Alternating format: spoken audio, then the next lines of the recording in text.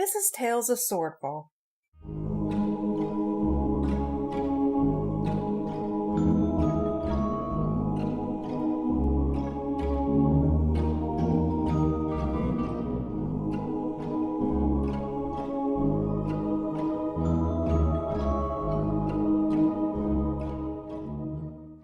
Episode 33, Dream House. And, like, how did it feel gazing upon this visage?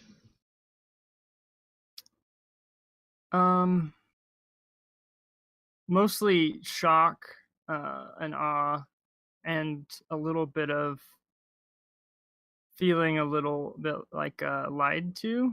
Mm-hmm. Not in like a super negative way, but like all this time, and what's this, you know? And the figure shrinks down back into a humanoid form, and she looks worried, concerned, a little sad. You weren't supposed to follow me. Ash falls to his knees, just kind of open mouthed, and I know I was worried. You know I can take care of myself. I know. Why did you follow me?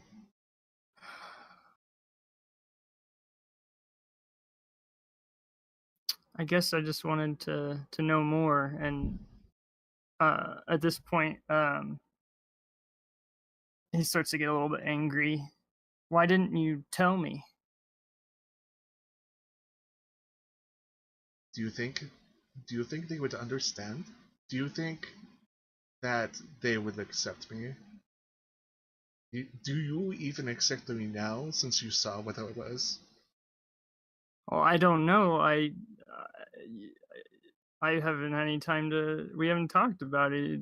I don't know what's happening. What's going on?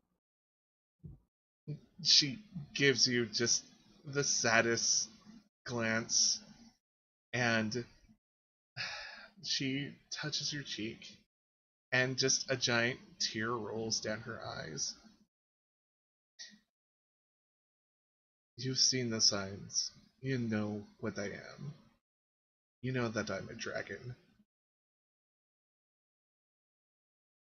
Yeah.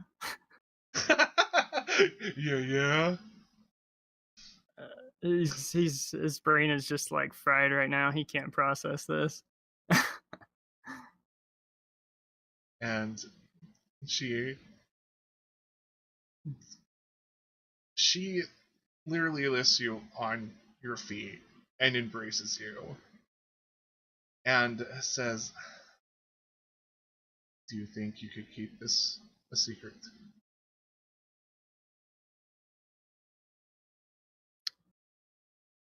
By my honor and by my soul, I will.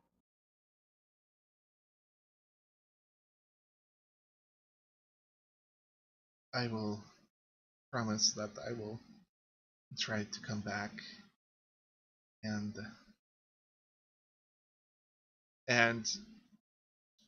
as she's saying this, there's a rustling in the woods of, it sounds like several different people.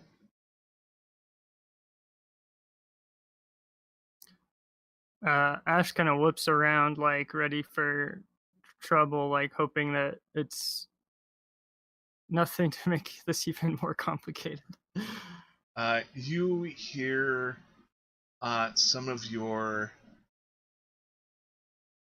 fellow, not officers, soldiers who you've been training with, and they are calling out your name. Ash turns back around and says, "Go if you need to. I can distract these guys. I'm sorry."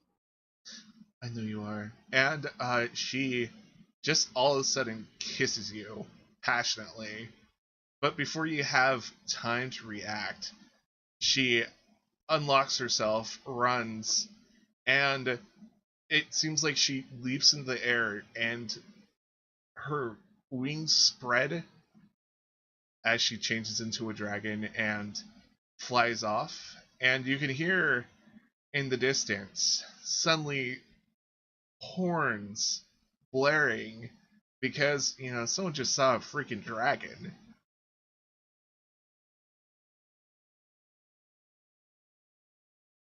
Ash is just kind of furious with himself. He's still a little mad. Well, a lot mad, but mostly at himself because he should have just left it well enough alone. Just kind of like he takes his sword out and kind of hacks at some bushes, just kind of making a racket, a distraction a little bit, but it's kind of venting. And we're gonna say this is about the time where when you wake up a little from a dream, you're like, oh man, and it's still nighttime, and you realize that, and you just kind of go back to sleep. This is one of those moments. I'm gonna say, when Ash wakes up for a second, he realizes his face is a little wet, and he just feels sad. Aww. This is his biggest mistake.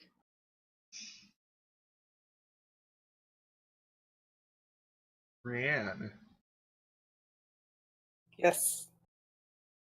you are in comfort, and you have no other excuse to stay up other than you might be too comfortable, but you finally find that sweet spot where you're just going to sleep. Well, So, Brienne, mhm. you wake up in your dream, and everything's a little too big. Like, the chairs, the um, the doors, like you almost seem like the size of a child. Huh? Oh, this is a bit weird. And there's another child, like they look like a half elf, and they kind of give you this like screwed up look, like he just said something out loud suddenly and randomly. And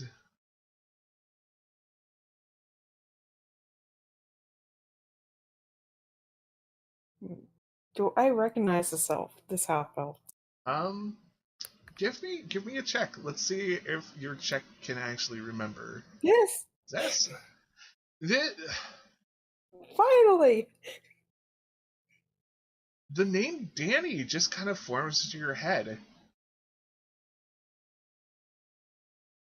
Uh, Sorry, Danny. I just had a weird dream. And as you're speaking, you haven't heard this little voice in a long while. You realize you're a child.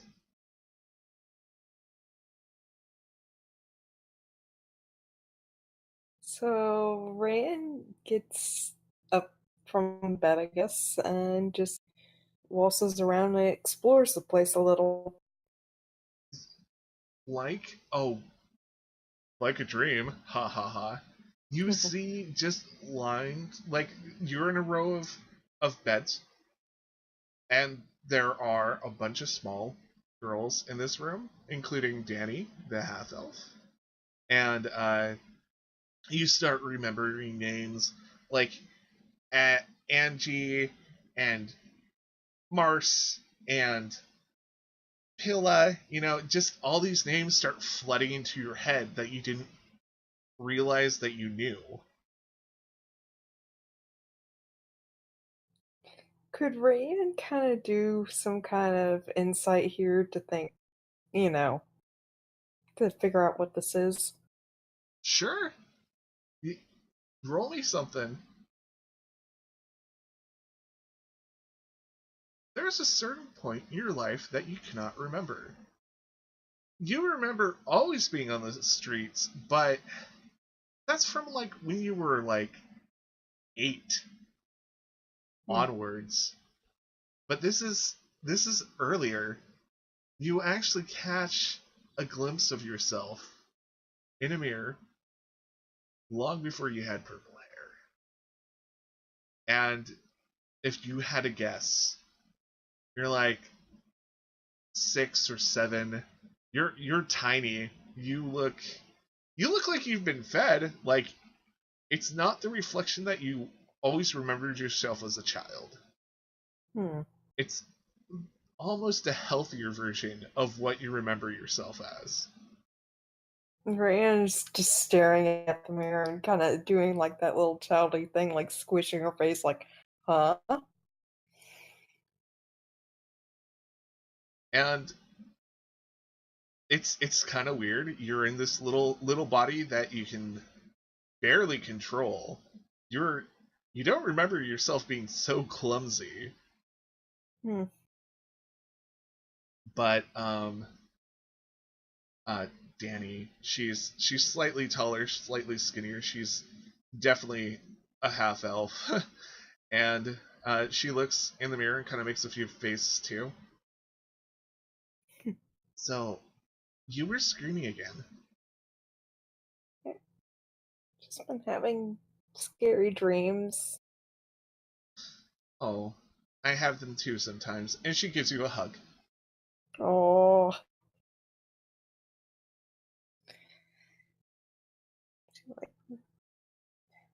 Thank you. We all need hugs sometimes. And she looks at you like this is super important information.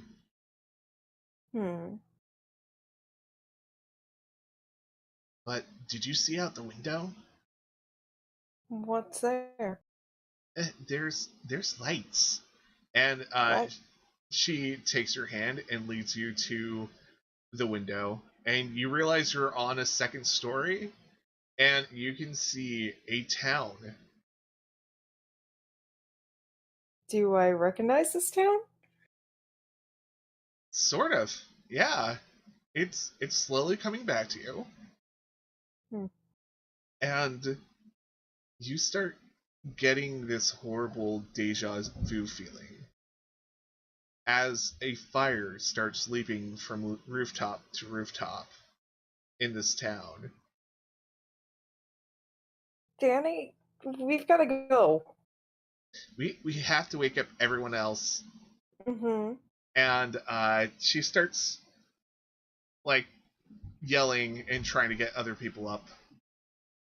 And you can see the outside getting just brighter.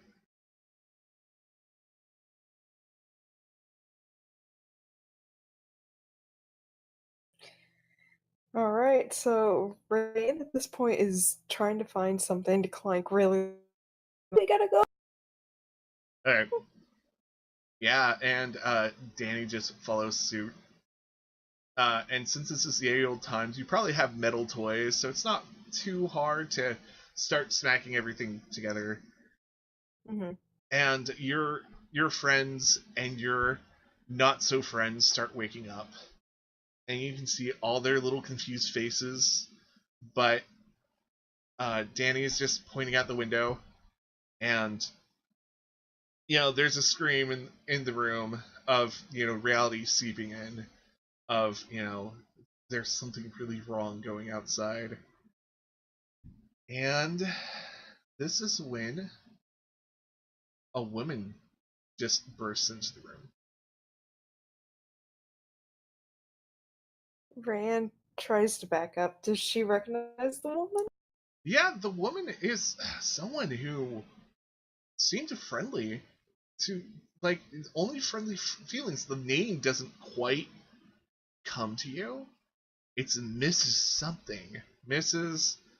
and, just names try to come back. It's like trying to remember your, like, kindergarten teacher's name. You think it might be Mrs. Smith, but, maybe that wasn't it.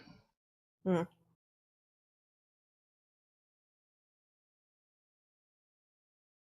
And she starts talking to the children, trying to calm them down, and then looks directly at you, Rayanne. Annie, we have to go. Hmm. You have to come with me. Okay. And she literally picks you up. And Danny reaches out and goes, I want to go too. Danny. And she starts chasing after you, but this woman is so much faster than your little friend Danny. And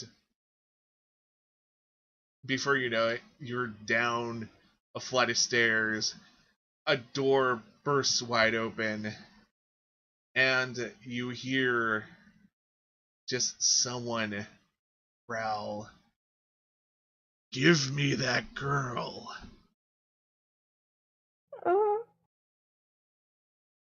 The woman clutches you tighter. Don't worry, they're not going to get you. Okay. And the man growls again. "We're going to gut you after we get her, and we're going to eat you. Give us the girl." And there are so many more shouts. The man is drowned out by a group of other men, and you are held on even tighter. And the woman says, "No. I promised her mother I would not let you lay a hand." And you suddenly feel yourself getting slung to this woman's back. And you hold on for dear life, and she wears you like a backpack as she says some arcane words and lifts up her hand.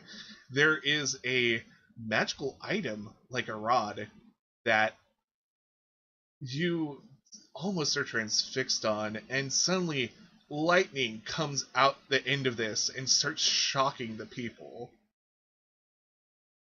Oh. And the people just cringe under this lightning as the main man, who looks human but is a little bit too hairy, has longer fangs than usual. He has this wicked looking religious symbol on his chest, and you instantly recognize it as some of those men who were chasing you throughout your childhood. And he shouts, "You might be able to get rid of my men, but you won't be able to get rid of me." And he starts charging to the woman. And he swings a few times. He misses. But it looks like he's not trying to hit the woman who's protecting you. But he's trying to snatch you. So at this point, Rayan is clinging for dear life at this woman. Just like, don't let me go. "I won't let you go. I promised your mother I would never let you go." My mother? And she doesn't answer back, but she keeps fighting. And finally gets to the point where this man, it's pushed back a little, and the lightning courses through him. And she just says, "Hold on. This might feel a little funny." Yes, ma'am. And you recognize it now as a full-blown adult and magic user, as Misty Step.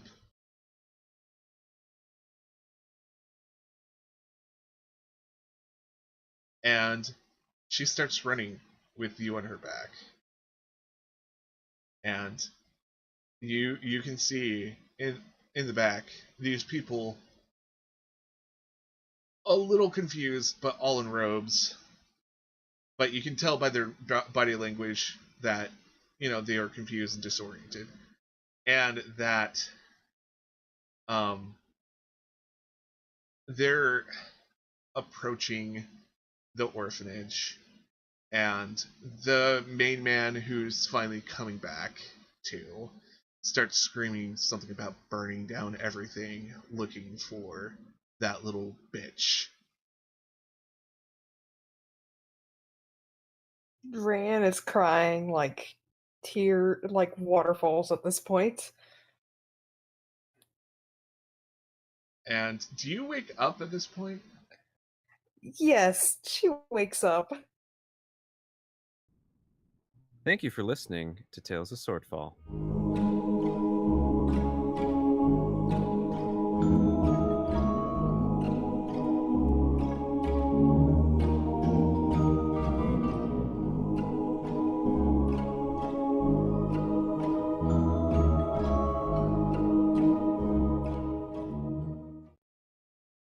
Please consider listening to these podcasts.